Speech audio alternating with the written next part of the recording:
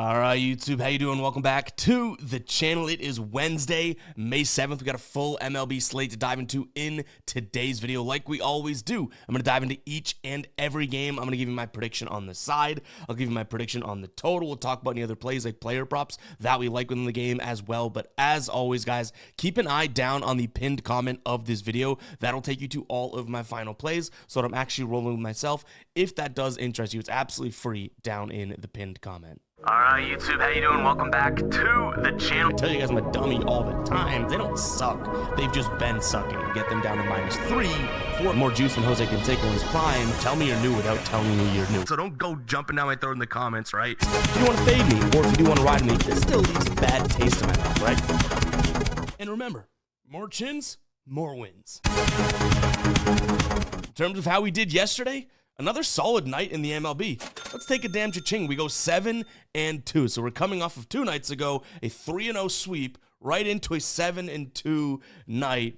Baseball's been good to us this season. I mean, some of the days that we're churning out have been absolutely electric. Much like this one, we had Conforto, he comes through for us. The Phillies money line, Brian Reynolds under, Andrew McCutchen under. In the same game there, we liked both of them. Boom. Matt McClain under, and then we had White Sox Royals first 5 under, as well as the Twins money line. A 7-2 night. The only 2 losses, and they were kind of big L's. We had the Rangers first 5 with the Red Sox actually under, and it looked good for like 2 innings, and it was like, uh-oh. I think even in the bottom of the, maybe top third, it was like a 2-0 with guy in first and third with no outs. I was like, yeah, this one's probably not looking all that great. And then the Padres money line looked good for what, 2, 3, 4, 5 innings. And then all of a sudden you look at the box score and it's like, when did the Yankees score all those runs? Late runs came in. I think they scored 10 runs in 1 inning. So yeah, that was a tough one. But again, I'm not going to cry over it. A 7-2 night, we take that every single day of the week, and honestly twice on every single day of the week. So yeah, let's build some of that. Let's take some of that momentum and keep building it, I should say, right? Let's dive into today's slate. Guys, go ahead and hit that like button, hit that subscribe button if you are new, and let me know what you guys are rolling with down in the comments. I say it all the time, probably don't even say it enough, but there are so many good plays being thrown in the comments every single day that a bunch of you guys end up seeing, and you're helping a bunch of people out and all of that. Like, some of those plays are great. They're behind doors I would never think to look behind, under rocks I would never lift. Really good angles to some of these games. And that's what's great about baseball, is all of the data and analytics and matchups and all this stuff that we have at our disposal. It's so easy to go in different directions. So keep throwing your plays down in the comments. You're helping out a ton of people in this community. I absolutely love what we are building here. So yeah, without further ado, let's jump into game number 1, Washington taking on Cleveland. I don't have much to say about this game. They're coming off of a doubleheader, which I don't like to bet doubleheaders. I also don't really like to get involved with games the day after doubleheader, just because I feel like there's a lot of wonkiness going on. But we have Michael Soroka on the mound for Washington going up against Logan Allen. Yesterday, I said Washington in both games and the over in both games. Washington did win one, so that would be the plus money cash. It covers the loss of the second, and both games went over. I could see this being an over game yet again today, and it's simply because, well, Washington bats at home. I don't necessarily mind. We have Logan Allen, on the other hand, who I do think is a good pitcher, but really hasn't been all that great, and Washington hits lefties pretty well. And then flip it to Soroka, who only has the 1 start under his belt this year, and, a 7.2 ERA.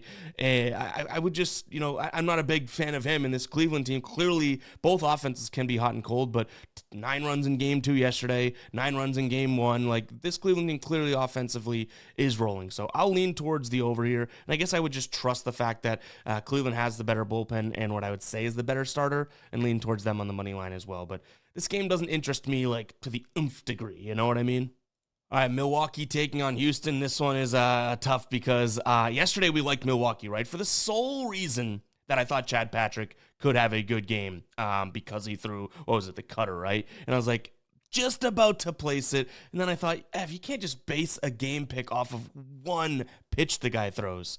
Well, he went 6 2/3, and they win 4-3, so yeah, I guess I could have. But nonetheless, coulda, woulda, shouldas doesn't count. We still had a good day yesterday. In this one, a little bit different, right? We have Quinn Priester on the bump going up against Framber Valdez. Valdez has been good this year, especially good when he's at home. And he's been really good against righty bats, which is all kind of the situation. He's been really good when he's on the road, which is all kind of the situation he's in today, right? He's on the road. against a lot of righty bats in this Milwaukee lineup.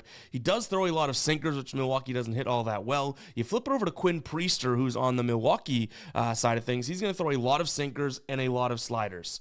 A lot of sinkers and a lot of sliders. The slider, this this Houston team doesn't hit all that well, but that sinker, they're top 10 in the league, and he throws that over 40% of the time. So I think this could be a spot in terms of Framber Valdez being able to pitch well against Milwaukee, and also Houston potentially getting to Quinn Priester. So yeah, I think it's going to be Houston all day long for me in this spot, but I also don't mind the over. Yes, it was only 7 runs yesterday, 6 runs the day before, but again, I do think that, Valdez, if he doesn't pitch well, which we know he's capable of that. Yeah, last year he was really, really good. This year he's had his ups and downs. If Milwaukee can get to like 3 runs today, I think that Houston's got a good chance of putting up 4 or 5 against this Milwaukee starter. So yeah, I kind of like the idea of over 7.5. In terms of what we have from, the bullpens and whatnot, Houston is a good bullpen. We can give them that credit. But Milwaukee, not so much. We even kind of saw it yesterday, right? And Houston's bullpen, they did pitch 5 guys yesterday, or 4 guys.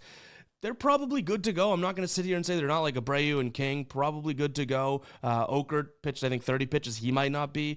But I'm hoping that Milwaukee doesn't have to go above and beyond. Just put up 3-4 runs. I think we'd be cruising to an over here. That's got a chance of being a final play.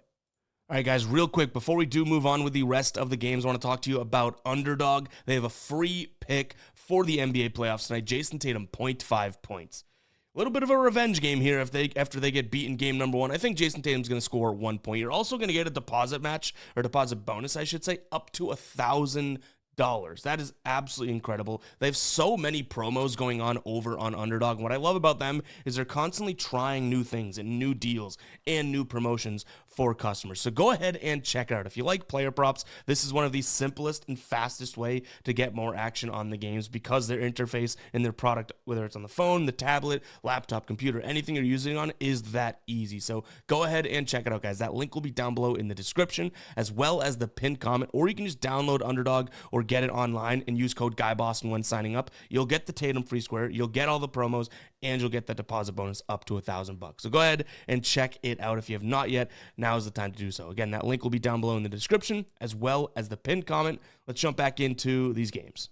Sonny Gray and the Cards taking on Mitch Keller and Pittsburgh. So Keller hasn't been all that great. Sonny Gray can make a case for good and bad. I mean, I've said my words about him this year that, I think that he's kind of losing his touch in a sense, but I think Pittsburgh may be a different situation in terms of him pitching against them. We know they're not a very good offense, right? Last time he pitched against them was earlier this year. 5 innings pitched, 3 hits, just 1 earned run, 4 Ks, no walks.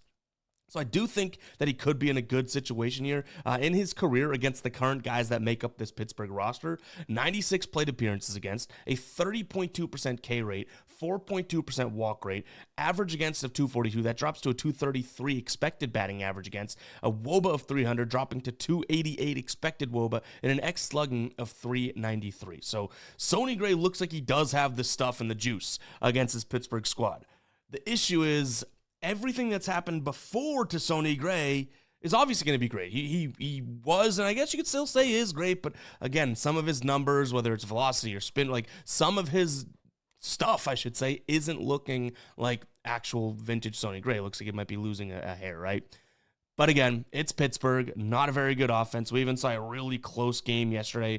St. Louis squeaks it out 2-1. They've now won 5 straight games. They've won 7 of their last 9.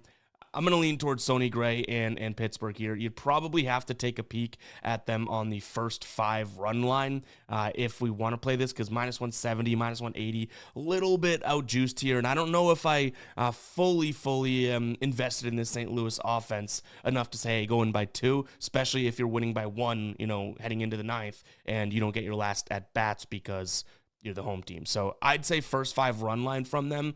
But there's a chance that we could also get involved with some Sonny Gray player props, to be honest, because again, I do think that there's teams, in career-wise and whatnot, over guys' careers, like teams that they just do pitch really well against. We should know that by now, and it seems like Sonny Gray might be in that situation. Now, where I'd probably end up going before getting to Sonny Gray would be saying, okay, let's pick out a couple Pirates players that haven't been hitting all that well, and maybe we can target them, like the guy we rolled with yesterday, right? McCutchen doesn't hit the slider very well, doesn't really hit the sinker well, doesn't hit the fastball. In fact, he's not really hitting much well this year, especially against right-handed pitchers. And then Sonny Gray's been decent against right-handed bats. So McCutchen under 1.5 hits, runs, and RBIs. I hate to get greedy and play a play that we played yesterday, but because, the fact that we did hit yesterday, it's probably going to lose today because I feel like that's just how it works. But you know what? If we put it in a vacuum, I still like the spot. So I could consider playing that. That way, it's not even like Sonny Gray has to go out there and do a masterclass. We just have a couple times through the order where we want him to be at his best. And it's against a guy that doesn't hit the slider, which is obviously a pitch that we want to focus on with Sonny Gray overall. McCutchen against the slider, bad. He does have a positive runs above average over the last 30 days, but all of his other numbers, WOBA, which is included in runs above average, strikeout, and that type of thing, should be okay. Didn't really get to the total yet. I would say that, again, not really trusting these offenses. Not really trusting St. Louis's either. Maybe a slight lean to the under, especially when I think St. Louis could win this one by 1. Maybe it's like a 4-3 game heading into the 9th, that type of thing. All right, Cubs taking on San Francisco. Robbie Ray going up against Ben Brown. This one, I guess, solely is going to come down to the offense for me. This Cubs offense is just severely better than the San Francisco offense, and it didn't look it yesterday, which makes me like it even more today. So they win 9-2 in game 1 of this series, and then yesterday, that was just a weird one, right? Was it 13-5, 14-5, something like that? And San Francisco scored 9 runs in extra innings. So I don't want to get too carried away with, oh my God, their offense is so much better. Like, that's just a crazy, crazy run, day at the office in a sense. 9 runs in extra. So realistically, this game was 5-5 and then boom type of thing. So I think Chicago's going to, see that, have that bad taste in their mouth, like we say in the intro, and come out there and put up a decent number. So I'm going to lean towards Chicago. I do think that there's some bad weather. In fact, I could probably fact check that, right? Bad weather in Chicago, meaning this total is way down there, which 16-mile-an-hour winds in, a little bit chilly. Yeah, that's why that total is down there. But at the same time, that total being down there may kind of give us the leeway into looking at maybe Cubs team total over, right? Because of that weather. So yeah, you can even get over 3.5 right now from -115. So that's bad weather. I get it, but that might even be a look. So give me the Cubs as well as their team total over, and then no player props as of right now in this one. Athletics taking on Seattle. Brian Wu on the mound for the Mariners, and then Gunnar Hoglund, what a name, on the mound for the Athletics. He only has the 1 start under his belt here, and in which he looked pretty good, right? Earned himself another start, 1.5 ERA, but Brian Wu has been very good this year. Brian Wu, as we like to say. I'm going to trust the better pitcher in this spot, and when I say better, I guess, simply put, it's the guy that has more starts and more of an MLB career under his belt. So this Gunnar Hoglund kid obviously looked good one time out. I don't know enough about him to potentially go big in this game. Maybe someone in the comments knows a lot about him and has seen him and whatnot, but to me, if we have 2 offenses that are looking okay right now, and I think that we could say okay for sure against these 2, defensive pitchers and defenses in general, I'm going to trust the team that I think is a little bit more consistent, and that's Seattle. And I guess just with, how the offenses are and I guess just in general, these 2 teams have actually had, especially Seattle on the road this year, decent offensive years. I'm going to lean towards the over, 5.11, so call it 5. And then the Athletics 4.5, we can call it 4 or 5 in terms of runs for per game this year. They just do what they've been doing all year, and we should see an over. Yesterday was 5-3. That total was at 10 though, but that was with 2 bad pitchers on the mound as well. I would think that there's some get back today from these offenses, so I'll lean Seattle in the over. Again, not going to go totally big on it if we do roll with it, because we don't know too much about the Hog on the mound. You know what I mean? I'd love for the Gunnar Hoglund guy here to be really good. That's just because it's a fun name. Arizona taking on the Mets. I should have trusted my guy, Zach Gallen. He went out there, pitched 7 innings yesterday. Peterson didn't look all that terrible either, but the Diamondbacks win 5-1. And I think by the time Peterson came out, or I guess for the most of his start, it was 2-1, and then letting up a few later on, they ultimately pull him out. But yeah, Zach Gallen looked very good. He went 7 innings, 2 hits, 1 earned run, 6 strikeouts. Did have 3 walks, though. But that was yesterday. It just gives us a little inspiration for if we do decide to look at Zach Gallen again, which we will because he's one of my favorite pitchers in the league. Today, I think it could be a little bit different. We have Merrill Kelly on the mound, who as good as he's been, I still do think that we're looking at some potential regression. But at the same time, his last few starts here, Philadelphia, Atlanta, Chicago, the Cubs, like he's been going up against some good offenses, right? He's been pitching very well, but he's going up against Kodai Senga, who I guess you could say is due for some regression as well. He's been really good on the road. I want to say that I think that this is still a spot in which I would consider Arizona, and I almost wish they lost yesterday because we could roll them today. And the sole reason for that is the fact that we're going to get a lot of fastball cutters, and I'll show you on our dashboard right now. Fastball cutters from Kodai Senga. That pitch mix just looks pretty damn good, right? Like the best pitch out of all of these in terms of MLB ranking is the number 3 here for the fastball against Arizona. We're going to get that 45% of the time and then 27% of the time. So over 70% of the time, we're going to get cutter fastball from Senga, and Arizona hits those in the top 10 and top 5 right there. On the flip side, Merrill Kelly, who has kind of been at home this year, right? Fastball, slider, cutter. You can say the same thing. They hit these pretty well. The changeups there as well, but not necessarily 3 and 8, right? We're talking about 13th, 14th, 9th in terms of runs above average. So, yeah, you could go either way in this one. I think with the plus money, which plus 105 right now on the Arizona side of things, trusting their offense, that's going to be the side that I look at. I'll tell you guys how to get access to this dashboard right after we fully go through this game, so stay tuned for that. But give me Arizona on the money line. Again, the fact that they won probably ends up keeping me off of this in general, just because I don't know if they take 2 in a row here against a good Mets team.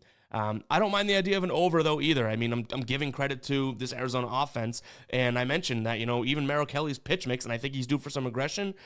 Looks like, this Mets team could be in a good spot to be able to go out there and hit him as well. And you throw in the fact that, we had pretty much a low-scoring game for the first 6 innings yesterday, and then things started to heat up. Like, maybe we're due for some runs here in this series, which so far has been 5-4 and then 5-1. We're yet to get a double-digit scoring series out of 2 really good offenses, right? So, yeah, I'm going to lean towards the over in this one as well. You can totally make an argument for either team. Like, if you want to ride Senga, you want to ride Kelly, both guys have been very, very good. Both offenses have been very good. In terms of bullpen, I guess you'd say the Mets probably have that slight advantage, and they're fairly rested in a sense, too. Arizona's bullpen, I wouldn't say is all that terrible, and they're rested. But, yeah, if you wanted to give an edge, maybe you're looking at that bullpen there for the Mets. But guys, I'm going to show you how to get access to that dashboard we looked at each and every day. So over on the Guy Boston Sports site, GuyBostonSports.com, you'll see right here, top right of your screen, members. That is a member section of our menu. It's also on mobile, but it's going to look a little bit different, but I'm doing it on computer here. So you head over to the MLB dashboard section of that members area, and I'm already logged in, so you're going to see the dashboard pop up right here, which is great. You open it up each and every day, and you get a dashboard breaking down each and every game from a visual standpoint, so you guys can see from a kind of a high level, and then you can get nitty gritty as you go, but from a high level, what looks good, right? Like here, you can see Valdez, it's really green, so he pitches well on the road. You could see his pitch mix. How does Milwaukee hit the pitch mix? Kind of go through it like this. Bullpen, very easy to see bullpen advantage. Obviously, you'd want to look into who pitched and whatnot, past this, but we also have batter data against specific pitches, against specific arms, which it kind of pulls directly off of what side is pitching. So Valdez being a lefty, all this updates to lefty in the bottom right of your screen. A lot of cool data here. Again, you get it each and every day. And this is all of the stuff that I like to look at. I've told you guys, I should say, in recent videos, like the reason we made this was not to monetize it and send it out to you guys and get a quick buck. I mean, we're charging not too much for it, so I guess that wouldn't be a good strategy in the first place. But I made this for myself and started to make these dashboards yearly and add to them yearly a couple of years ago, because I was like, hey, I want to optimize and make my research process in the morning more and more efficient, because I have to come on here and talk about each and every game. I want to get the information and be a sponge as well and as quickly as possible, right? And this is consolidating like maybe 5, 6, 7 sites that I use or used to use, rather than having to go to each of those and plug in each team and players and all that. Boom, it's right in front of me. So this definitely saves some time, and it's a really optimized way of looking at a game. Is it the end all be all? No, you'll probably have to go to other sites if you want to get into, little spots and little niche markets and all that. But from starting your day, starting your research process, being able to get a sense of the game, I think that this is an amazing, amazing tool. So yeah, check it out. If you guys don't have access, I showed you what it would look like with access, which you probably don't have access if you're entertaining this. Head over there. It's going to show, hey, membership required. We do have multiple memberships available. $6.99 for the all sports, meaning you get NBA, MLB, NFL all year round as long as you're subscribed. You can also do by sport individually. Right now, MLB Dashboard $4.99. And the cool thing is, if you get in at whatever price you get in at, even if we up the price, say we add something groundbreaking to this, and I'm like, hey, we're gonna up the price by $1, right? What if you're still active at $4.99? You get to access it for $4.99. So as long as your subscription is active, you will stick at that price. All right, Miami taking on the Dodgers here. We have Volante Beozo on the mound going up against Logan Knack. I would say this is another one, and kind of just how I've been talking about or thinking about this series too. This is one where I would say the over is in play now. We've seen an over in, what was it, game one, right? 7-4. Yesterday, if the Dodgers did go out there and hit Cal Quantrill a little bit better than they did, then yeah, we'd probably see an over, because Miami actually put up 5 runs. I think they scored 1 in extras, so they technically put up 4 runs to the 9, but I would say this goes right back to an over in my brain here. Logan Knack, I'm not all that of a fan of. And then Volante Beozo, I don't think he's all that great either. His season numbers here, aren't anything to be all that impressed with. I would say Logan Knack could honestly be in that Landon Knack. Have I said Logan multiple times? Landon Knack could be in that same situation. Belozo here, 4.57 ERA, 1.66 whip, a FIP of 5.14. On the other side, Knack, 7.27 ERA, a whip of 1.73, FIP of 5.04. So yeah, I don't think that either one of these guys are all that great. I would say the Dodgers are still the better team, better offense, all that jazz. So I'm going to lean towards the Dodgers, but it'd probably be on the run line because of the away team or the first 5 run line, as well as the over in this spot. But you could probably see me going through it quickly. Like, this is not really a game that I'm entertaining all that much. Just being honest. I didn't say to be completely honest. We said that a million times in yesterday's videos. But I am just being honest here. Not exactly my favorite game on the board. Next up, we have Boston taking on Texas. Texas gets the better of them yesterday, which isn't surprising. We kind of called that right. Evaldi on the mound against Giolito. There's a massive advantage there. I didn't think that Texas's offense would jump on Giolito like they did, but I kind of figured that Evaldi would do pretty well. Today, we have Tyler Mahle on the mound, who is really good, going up against Tanner Houck, who I almost want to start to say that Tanner Houck is maybe going to start finding his footing. As long as his sweeper / slider starts to get going, I think we could be okay. And I actually want to start with a player prop in this one because it's a plus money spot. Little worrisome, I guess, but I do think that we could have a decent look here. And honestly, it's 2 player props that we're going to go through actually now that I have them up in front of me. Maybe a little bit crazy, but I'm going to look at first off Simeon, who's been very good, under 1.5 hits, runs, and RBIs, as well as Adolis Garcia, under 1.5 hits, runs, and RBIs. Simeon's plus 105, Adolis Garcia's plus 100. Why am I looking at 2 of the guys that are actually starting to get things going on the Rangers? Simply because of the sweeper and sinker mix that Tanner Houck likes to throw. So pitch mix, just in general, is why I'm looking at this. Both guys against a right-handed bat I like as well on our side of things. Simeon has kind of got going as well as Garcia. Houck has good numbers against Simeon, but Adolis Garcia has crushed him. He's got like 667 average, 2 home runs, so I'm a little worried about that, but I still do think it's worth the 50-50 spot with the plus 100. So those are probably 2 potential final plays, 2 unders there, and I'm telling you, they're kind of flyers because could definitely get kicked in the you-know-whats with these because the guys have been pitching, have been playing well, but I like the pitching.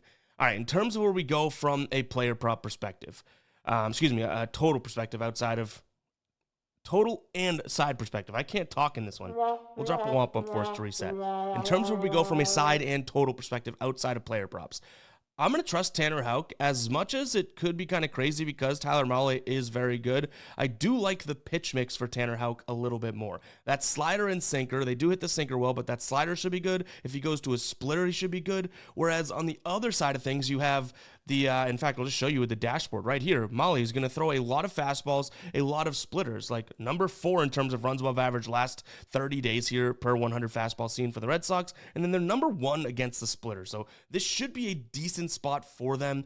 Texas's lineup has had their ups and downs, but I still think that this Red Sox lineup, 1 through 9, is a better lineup than what we're seeing on the Texas side of things. So if the pitching is a wash, which I would go ahead and say pitching probably is a wash in this one, and the bullpens, you could probably put that into the same exact bucket as well, being somewhat of a wash. I think that the offense for the Red Sox, especially after 1 run scored yesterday, I would say that that's going to call for them to have a little bit of an advantage today. And both bullpens being pretty much healthy, I think that Newcomb ended up pitching, out of the bullpen for the Red Sox yesterday, a bunch of pitches because Giolito went down early. but everyone else, maybe Bernardino as well, but everyone else should be good to go. So offensive with a little advantage there. I like the Red Sox on the money line. And then from a total perspective, I would say Red Sox team total over.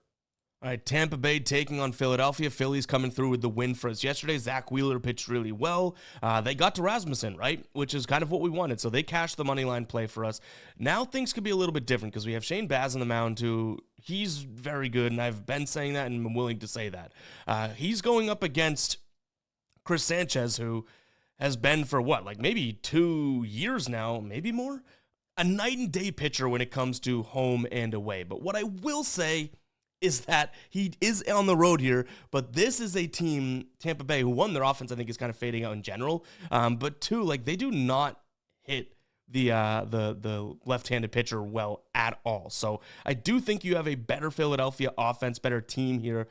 Yes, maybe the fact that, Sanchez is on the road could hurt them a little bit, but I still think that this Phillies team could put up a respectable number against Shane Baz, who, again, I do really like. I don't think that that's deniable in terms of how good he is, but he's been kind of iffy lately. He didn't pitch that well against the Yankees. Okay, fine. Really pitched well against San Diego. Then he pitches against Kansas City, who, if you know anything about that offense, they've kind of stunk, right? He went out there 5 2/3, 9 hits, a home run allowed, 7 earned runs, just 1 strikeout, 3 walks. So he's either going to come out being like, all right, I got to snap back into it, or maybe he's losing a little bit of something in a sense of this momentum. So yeah, depending on where you want to go on this one, I do think that it could be a Phillies money line play, or if you do want to fully buy in, which I don't know if I'm fully ready to do that, buy into the fact that Shane Baz has kind of been sliding a little bit, you can go Phillies team total over. But I do think it's Phillies all the way here. They're just the better team in general, and I think you're getting a really manageable price, right? Right now, Phillies full game money line -125. If you like them in the first 5, which that means you're isolating Chris Sanchez, the lefty, against them,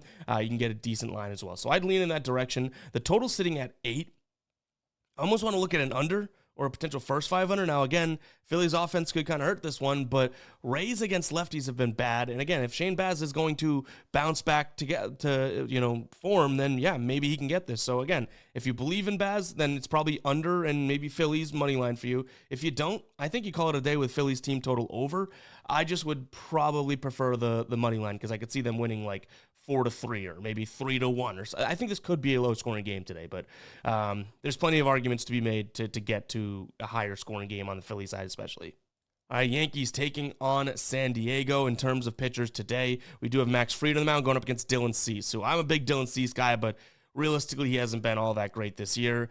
Struggles against left-handers, which, you're going to get Grissom. You have Rice. You got a couple switch hitters in the lineups for the Yankees. But those power bats and those ones you can really be afraid of, I guess, are already, so that's worth noting. But Max Fried having a good year, right? 1.01 ERA, a whip of .94, so sub 1, FIP of 2.93. This is probably a spot in which, even though the Yankees are priced out at this point, I still would say that the value is on their side, which I hate doing because when a team's priced out, I really want to look at the other side and see if we can make an argument. I'm struggling to make the argument here. So you have a team that, is building some momentum with how they won yesterday for sure. Again, they scored really late, but 12 runs. They're coming off of that rainy loss against San Diego. I think that they keep that momentum going. I think they have a pitching advantage and an offensive advantage today.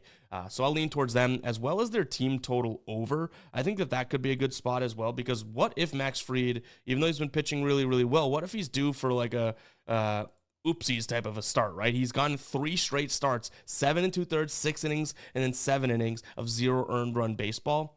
There's a damn good chance here that San Diego, who is a good lineup, right? I know they've had their injuries and whatnot, but they are a very good lineup. What if they say, okay, well, let's go score some runs today? So maybe the pivot, if we want to get a little bit safer, and I hate to use the word safe in sports betting, but maybe we just look at the Yankees team total over 3.5. That seems like it could be a possibility. They did just score 12. Hopefully, they can kind of keep that momentum going. So, yeah, I'd lean towards Yankees or their team total over. And it doesn't look like I have any player props in this one. Next up, we have Atlanta taking on Cincinnati. Hunter Green on the mound going up against Holmes. Hunter Green obviously having a spectacular season. He did kind of go through a little bit of a 2-game stretch, but then bounces right back against Washington. 6 innings pitched, 2 hits, 12 strikeouts, 1 earned run in his last start. Grant Holmes is up and down. He's honestly had some starts where he looks very good. I wouldn't say he's going super late into games, but think about his last start, right? 9 strikeouts, 2 walks, just 2 earned runs and 6 innings pitched on 4 hits, 1 home run against a Dodgers squad. So I think we can give him a little bit of credit there. But realistically, I do still think this is a Hunter Green spot. He's slider and fastball pretty much exclusively, right? Does it worry me that Atlanta is number 2 in the last 30 days at hitting the slider, number 5 at hitting the fastball in terms of runs above average per 100 pitches seen? Yes. But, and it is a kind of a big but here, we're going to get a lot of fastballs out of Grant Holmes, and Cincinnati, there's no better team hitting fastballs than them right now in the league. So I'm going to go with Cincinnati. The fact that this is a pick'em, and I say that there's a way better pitcher on the mound for the Reds, kind of puts it over the top for me. But I do still think that, Holmes can go out there and pitch well as well. So I think this could be a spot in which, weirdly, even though we have 2 teams that, you'd think of and say, okay, maybe they're going to go out there and score some runs today. We have a little bit of rain. We have a little bit of wind. This could be a spot in which I don't mind a first 5 under. We've seen, 3 low-scoring games now in a row from the Reds, and I want to say it's like 2 or 3 from the Braves. So though the offenses do hit those pitch mixes well and whatnot, maybe there's something that Grant Holmes pulls from that last start against the Dodgers, and I expect Hunter Green to go out there and continue to pitch well. So, yeah, first 5 under, definitely something that we're considering, and obviously with that total being down at 7.5, it looks like, the books are predicting a fairly low-scoring game as well in general. So I think that we can get comfortable with that, even though I will admit there's a little bit of, fear in my mind when it comes to the pitch mixes, I guess, right? Like both teams seem to hit these pitch mixes really, really well, and I think that that's something that we can't necessarily ignore, but we can kind of make an argument around. And for what it's worth, Holmes has some good numbers against this Reds team. Hunter Green doesn't have great numbers against the Braves, but he's having such a good year that I think that we're okay.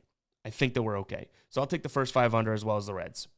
All right, guys, if you made it this far into the video, go ahead and comment 30. Really do appreciate that you made it this far into the video. I know we say that all the time, and I always talk about how appreciative I am and whatnot, and I even say this rant all the time, but I really do appreciate it. Like, we went full-time last March, so a little over a year now being full-time doing this stuff, and like, it's unbelievable, right? I get to wake up, talk sports every day, interact with the community and whatnot, and that's because there's other humans on the other side of things. So when we make these videos, Tassos, Trey, myself, these aren't just like numbers on the other end and all that. It's like, yeah, we're speaking to people as much as it is just to a camera and microphone in the morning or at night, that type of thing. But I really do appreciate the fact that, my life has changed, and this is what I do for a living now, and it's because of the other eyeballs and minds and everything on the other end. So really do appreciate it. Why did I just decide to go on a little sentimental rant? I'm not sure, but you know what? Not mad that I did. Really do appreciate it. Comment 30. Let me know that you made it this far into the video. But all right, let's keep the train moving here, at least to some degree. We got Minnesota taking on Baltimore. Morton on the mound for Baltimore, going up against Simeon Woods Richardson, who has looked very good. Charlie Morton has not. Now, we just rolled with Minnesota yesterday on the money line, and that was obviously a good decision. I would say it's the same thing again today. I would, but ultimately, there's so much on our side yesterday as to why we liked it. It's not exactly the same today. So Simeon Wood Richardson, I guess I should say, has been really good at home, right? He struggled against lefty bats, though, and there's a decent amount of lefties in this Baltimore lineup, so now I'm starting to want to wean myself off of this Minnesota, right? Charlie Morton, if there's any saving grace, he's been decent against righties. This is like an exclusively righty-based Minnesota lineup, so yeah, I still lean Minnesota, but there's enough little nuggets there to say, well, Baltimore may stand a chance today, whereas yesterday it felt like everything, and if you watch back yesterday's video, right, everything that we looked at on the dashboard and even past that, it was like, yeah, this is a Minnesota spot, and we paid for it, right, minus 160.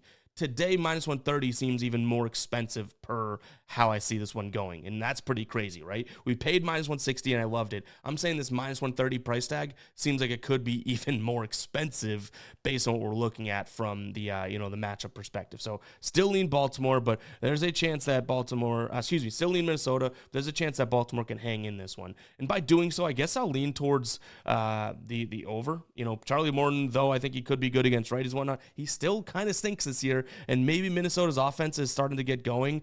4, 5, 9 runs in their last 3. So maybe there's something there. Minnesota and the over. In terms of player props, I believe we may have had a player prop in this one. And at this point, when I say player prop, I pretty much mean maybe we had a under 1.5 hits, runs, and RBIs.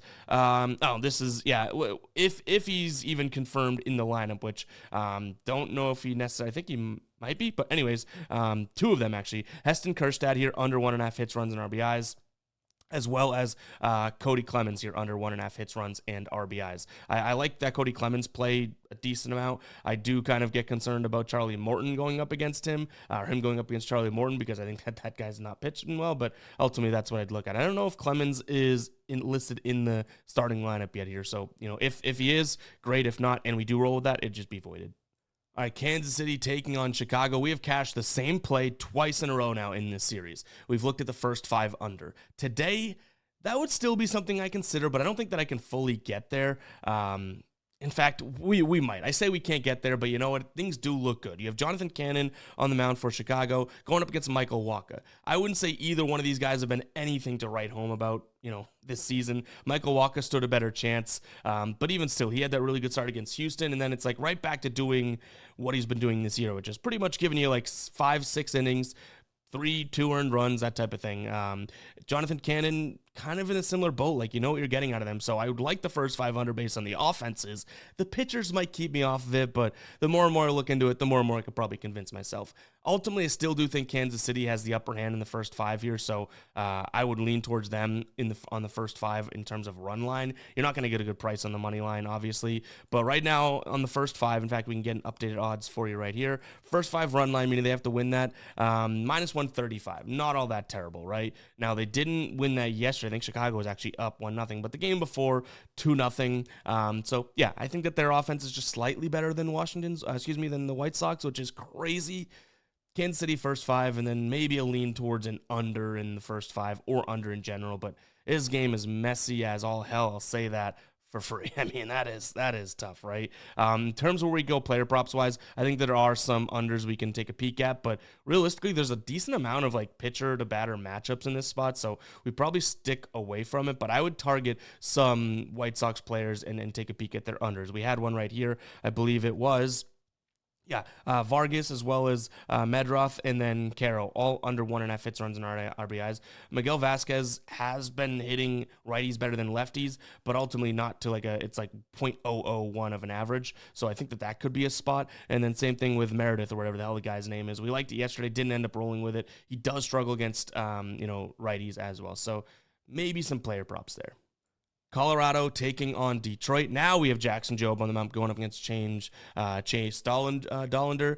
I would say that Jackson Jobe has the upper hand in this one, and I think we've said that already when talking about this series and the pitching kind of getting all jumbled up. You could look at right now, and I think it's a fair spot to consider, Tigers minus the 0.5 in the first 5. We're getting that for minus 118. I think they have a strong pitching advantage here. I do think Dollander is I guess decent in a sense. He's going to pitch half his games in Coors and whatnot. But Jackson Jobe, it's almost like you're just waiting for this kid to be good, right? But he throws a lot of sliders. This is a team that does not hit the slider very well in Colorado. The only thing that maybe scares us away from this one is the fact that we're looking at a game that's in Colorado and kind of anything can happen, right? Maybe Jobe leaves a slider over the plate and it's like, okay, well, now we're just going to hit that as a home run because of the elevation and all that jazz. But I still think the Tigers' first 5 run line could be a play. First full game run line as well. But and honestly, I don't mind the full game run line either. I just don't play many run lines in general. But, minus 0.5 in the first 5 could be a spot. And again, I think we're waiting for Jackson Jobe to almost come alive here. I think that the kid is a really good pitcher. And even at his worst lately, he's been, decent, right? Let's face it, he's 22 years old. Last year, he didn't have any starts. He came into a few games, actually looked okay. This year, he's got okay numbers, just not all that great. 3.38 ERA is fine, but the minute you look at anything else like whip, FIP, anything like that, it's not as great. But I think that slider is going to be crucial for him today. So maybe we look at him. It doesn't have the chase numbers or anything like that we'd really want to see if we're looking at some strikeouts, but let's see what his strikeout line is, because now I'm almost talking myself into really backing Jackson Jobe. I do like the idea of their first 5, and his strikeout line 4.5 for plus money.